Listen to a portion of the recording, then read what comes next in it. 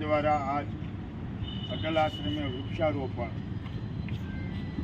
મિત્રો, કોરોના મહામારીમાં ઓક્સિજન માટેની એવી તડામાર તૈયારી સરકારને કરવી પડી અને એ ભોગની અંદર હજારો જીવાત્માને આપણે ગુમાવવા.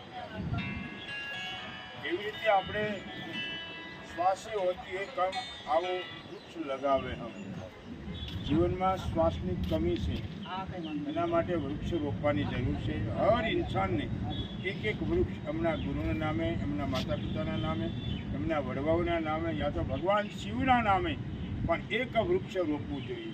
જો આવી રીતે પૂરા વિશ્વની અંદર વૃક્ષારોપણ થાય તો મને એવું લાગે છે કે તંદુરસ્તી કોઈ નજીક દૂર નથી, એ નજીક જ છે.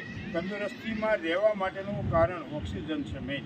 એટલે ઓક્સિજન જો મળી શકતું હોય શુદ્ધ, વાહ, અને એ આ વૃક્ષની અંદરથી આપણે પ્રાપ્ત થાય છે.